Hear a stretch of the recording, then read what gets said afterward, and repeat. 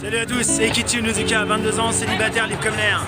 Bon, vous vous abonnez à ce gars-là, Jugboy? Je crois que c'est pas mal. Ciao, portez-vous bien. Salut, c'est Jugboy, j'espère que tu vas bien et aujourd'hui on se retrouve pour la review du chapitre 125 de Chainsaw Man. Allez, c'est parti. Le chapitre s'ouvre sur le démon Chute qui massacre des citoyens pour sa recette. Ayant besoin de pommes, elle se rend dans une épicerie. En sortant, elle se fait assaillir par les Devil Hunters, mais ça ne sert à rien et finit par tous les tuer. Cependant, elle se fait attaquer par surprise par Chainsaw Man. Pour commencer, j'ai marqué que déjà le démon Chute ne tue pas systématiquement tous les humains. Même elle a tendance à souvent les laisser en vie, notamment quand elle se serre dans les yeux et les oreilles des passants. Tu vois qu'ils sont là en train de souffrir, elle les abat pas, juste elle prend ce qu'elle a besoin, elle se casse. Si faut tuer par contre pour prendre ce qu'elle a besoin, bon elle le fait. Mais ouais, donc c'est marrant de se dire que c'est un démon archi puissant qui fait archi peur, mais qui ne tue pas systématiquement et que finalement par rapport à des démons qui seraient beaucoup plus faibles, bah t'as quand même plus de chances de t'en sortir face à elle. Aussi c'est intéressant de voir ce qu'elle dit par rapport aux armes des humains. Elle dit que les armes de l'humanité ne peuvent rien contre elle, genre c'est pas assez développé, donc pour un démon de sa trempe, ça veut dire qu'il ne faut juste tout simplement qu'un autre démon pour la tuer en fait, genre le feu par le feu. Donc entre en scène Chainsaw Man, mais bon tout ça on l'avait prévu.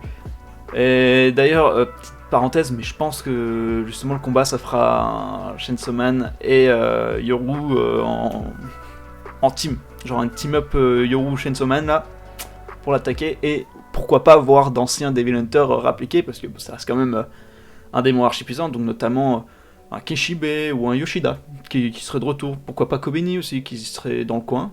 Bon, bien que ça m'étonnerait parce que bon, Kobeni normalement elle en a fini avec les Devil Hunters. Aussi, chose intéressante par rapport à Denji, c'est que il a l'air de mieux maîtriser encore son pouvoir. Parce que notamment on voit qu'il se fait démembrer et il y a les chaînes qui viennent recoller les membres. Or, je me souviens que dans la première partie, quand il perdait un membre, bon, il était un peu en galère et il fallait que soit il boive du sang pour le régénérer, soit qu'il aille le chercher pour se le recoller directement. Là, c'est décroché, il envoie les chaînes, ça se remet, nickel, et il peut même continuer à attaquer puisqu'on voit que sa tête n'est même pas reliée à son corps, genre il y a juste la chaîne qui le lie et qui bouffe quand même le démon. Donc ouais, ça c'est intéressant de voir que justement il apprend à encore mieux gérer son pouvoir, qu'il évolue encore, et c'est plaisant. Aussi, chose que j'ai kiffé, ça m'a sauté tout de suite aux yeux, la petite référence à Alien qui n'est pas passée inaperçue. On connaît l'amour de Tatsuki Fujimoto pour le cinéma, bon, donc c'est sûr à 100% que c'est une référence à Alien.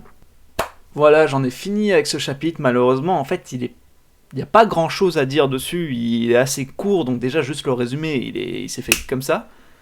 Et ouais, donc résumé très court, parce que chapitre court, pas beaucoup d'informations, c'est surtout en fait on voit que les Devil Hunters classiques ne peuvent rien contre le démon. C'est en fait le chapitre est là surtout pour nous montrer la puissance du démon, on va dire. Sur ce, j'espère que la vidéo elle vous a plu, n'hésitez pas à vous abonner, activer la cloche, lâcher un like, un commentaire, à me suivre sur Instagram, et je vous dis à la prochaine. Allez, bye.